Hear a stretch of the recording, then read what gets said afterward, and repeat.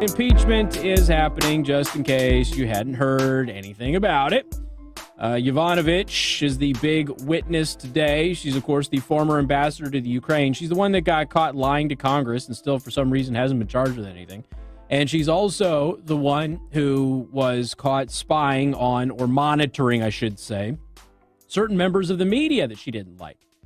So using her position to do some nefarious things there.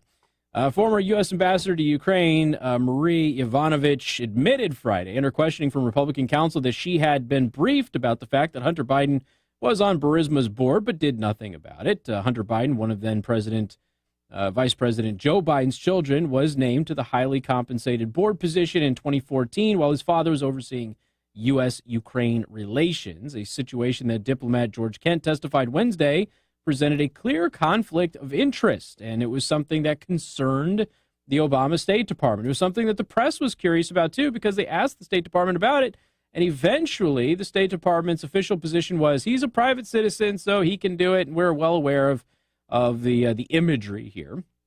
Yovanovitch testified in response to questions from Stephen Castor, before the House Intelligence Committee's second public hearing on the impeachment inquiry that she had been informed about the situation in her briefing documents for her confirmation hearing and had even been coached on how to respond, but took no action when she arrived at her post. So we know that. Representative Elaine Stefanik, a Republican of New York, who's making a name for herself in these hearings, by the way, later noted that while Democrats on the committee had tried to suppress questions about Burisma, the Obama administration itself had prepared her to answer them for her confirmation hearing. And so basically what, she was asking the former ambassador, she's sitting here, is like, look, were you made aware of the Burisma Hunter Biden situation? Like, yes, I was briefed on it. So all right, just want to make sure that, we have this on record.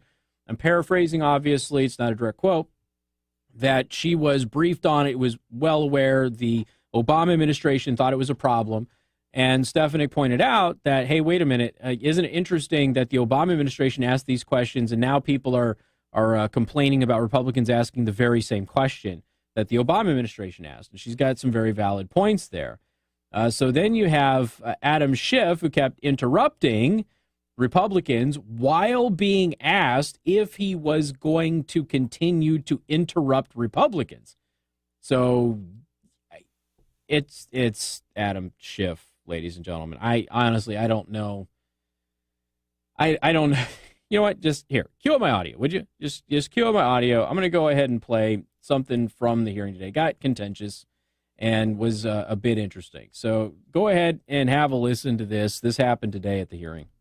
Mr. Chairman, I have a parliamentary inquiry. The gentleman was not recognized. I do want to comment, Mr. Chairman, I have a point of order under H.Res. 660. The gentleman will state her point of order. The point of order is, will the chairman continue to prohibit witnesses from answering Republican questions, as you've done in closed hearings and as you did this week when you interrupted our questions? That is not a proper point of order. The gentleman will suspend. Mr. Speaker, Mr. Chairman, I have a... The gentleman is not recognized. Mr. Chairman, I have a point of order. The gentleman is not recognized. I have a point of order, though. The gentleman is not recognized. I do want to respond. I allowed the ranking member to... I have a point of order. The gentleman is not recognized. Mr. Chairman, there are 4 transcripts that have not been released. The gentleman is not recognized. Holy The ranking cow. member was allowed to exceed the opening statement, and I was happy to allow him to do so. I do want to respond to the call record. First of all, I'm grateful that the President has released the call record. I would now ask the President to release the thousands of other records that he has instructed the State Department not to release, including Ambassador Taylor's notes, including Ambassador Taylor's cable, including George Kent's memo, including documents from the Office of Management and Budget about why the military aid was withheld. Mr. Chairman, I want you to release the 4 gentleman is not transcripts of recognized. depositions. Will That's my suspend. point of order. The gentleman will suspend. We would ask the President to stop obstructing the impeachment inquiry. And while we're grateful he has released a single document, he has nonetheless obstructed witnesses in their testimony and the production of thousands and thousands of other records. And finally, I would say this, Mr. President. I hope you'll explain to the country today why it was after this call and while the Vice President was making plans to attend the inauguration, that you instructed the Vice President not to attend Zelensky's inauguration. Mr. Chairman, I have a point.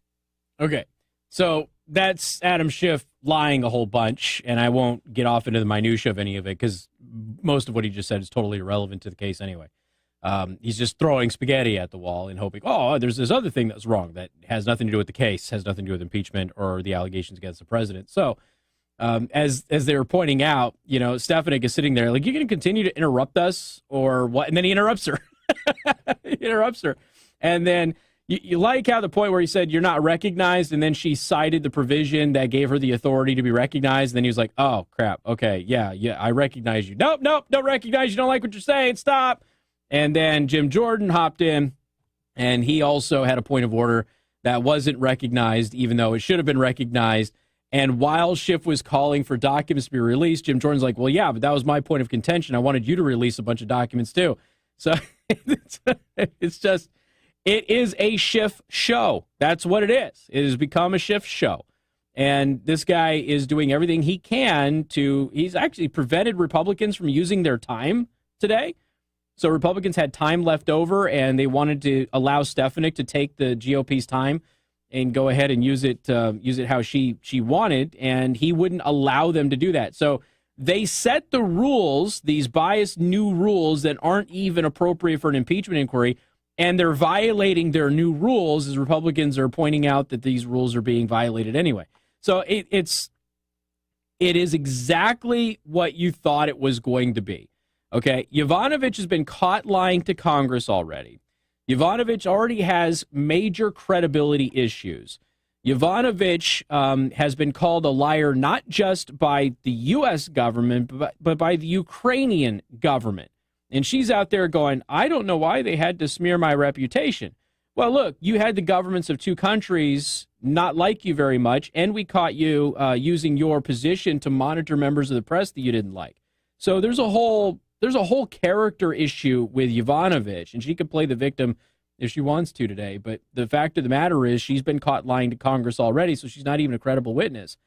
And she didn't hear any of the things that they're asking her about.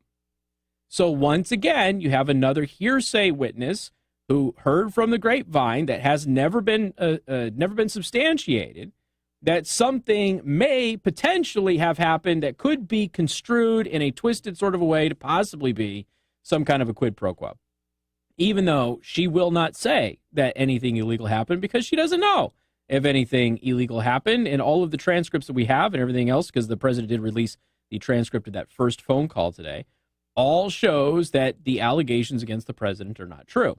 So it is, again, it's just an absolute mess. This is a total theater. There's a report internally that the Democrats are not happy with how this is going. We'll talk about that and more coming up on Newstalk 95.3, Michiana's news channel.